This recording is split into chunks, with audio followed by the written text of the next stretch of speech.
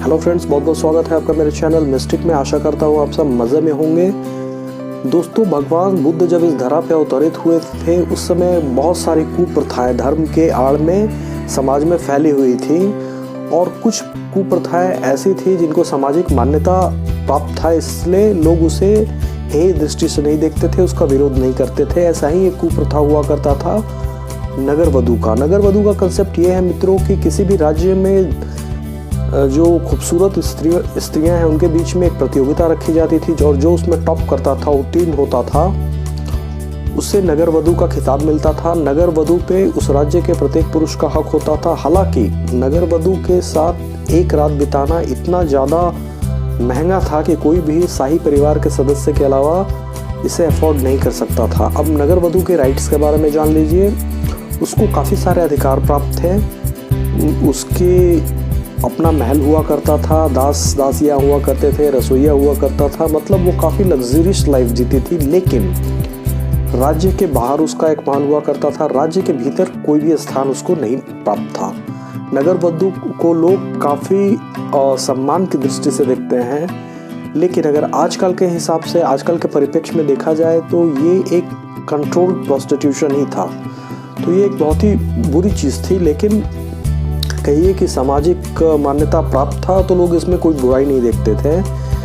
तो मित्रों, ऐसी ही एक नगर वधू हुआ करती थी उस समय वैशाली में, जिसका नाम था आम्रपाली। वो बेतहाशा खूबसूरत थी, उसकी खूबसूरती के चर्चे दूर दूर तक फैले हुए थे। एक चाइनीज़ भी जो घूमते घूमते वैशाली आया था, उसने आम्रपाली के विषय में इतना अच्छा लिखा है। उसके अनुसार इतनी ज़्यादा खूबसूरत स्त्री उसने अपने पूरे जीवन में कभी नहीं देखा था।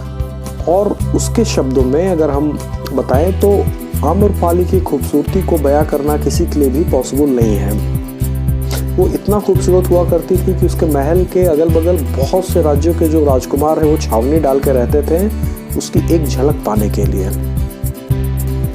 हालांकि बहुत ज़्यादा हेफ्टी प्राइस पे करके आम्रपाली के महल में सुरापान या नृत्य का आनंद कोई ले सकता था, लेकिन जब आम्रपाली के साथ रात बिताने की बात आती थी तो कोई भी शाही परिवार के अलावा ये अफोर्ड नहीं कर सकता था।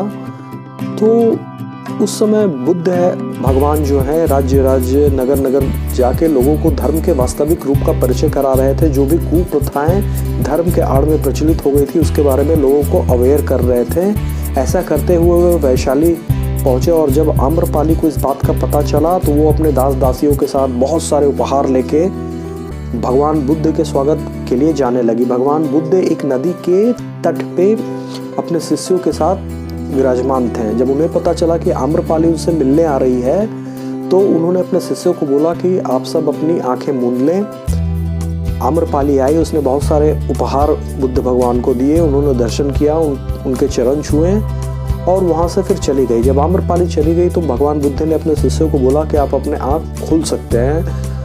जब शिष्यों ने इसका कारण पूछा कि आपने हमें आंख बंद करने के लिए क्यों बोला, तो भगवान बुद्ध का जवाब ये था कि आम्रपाली इतना ज़्यादा खूबसूरत है कि उसको देख के आप लोगों का मानसिक संतुलन बिगड़ सकता था। हम जरा सोचिए दोस्तों, जो स्वयं भगवान बुद्ध के साथ रह रहा हो, जिसने वर्षों तक कठोर तपस्या की है, ऑलमोस्ट वो जो भिक्षु हैं वो क्लोज टू परफेक्शन थे। ये बात सही है कि उनको निर्वाण अभी नहीं मिला था, मोक्ष की प्राप्ति नहीं हुई थी, बट वो बहुत सारी कलाओं में सिद्ध थे। जब ऐसे व्यक्ति जो है एक सुंदर स्त्री के संपर्क में आके जिनका पतन हो सकता है, तो नॉर्मल आदमी की क्या हैसियत है। तो इस कथा का जो मूल सार तत्व है वो ये है, हमारे साधक भाई बहनों को ये जानने की आवश्यकता है कि अभी वो साधना के पथ पे हैं, सिद्ध नहीं हुए हैं, मोक्ष की उन्हें प्राप्ति नहीं हुई है। और आजकल के कलयुग में इतना मैटेरियलिस्टिक लाइफ है, इसमें तो बहुत ही लंबा साधना करना पड़ेगा तब जाके मोक्ष का प्राप्ति होगा। तो ऐसे में जिस चीज़ से आपको सबसे ज़्यादा सावधान रहना है वो स्त्री है। स्त्री को माया रूपणी कहा जाता है, माया का रूप ही स्त्री होती है। तो स्त्री आपको कैसे अपने स्थान से गिरा सकती है, इसका वर्णन इस कथा में किया गया है। आशा करता हूँ इससे आपको बहुत कुछ सीखने को मिला होगा। कल मैं फिर एक रोचक वीडियो लेके आपके सामने आऊँगा। तब तक के लिए बहुत बहुत धन्यवाद।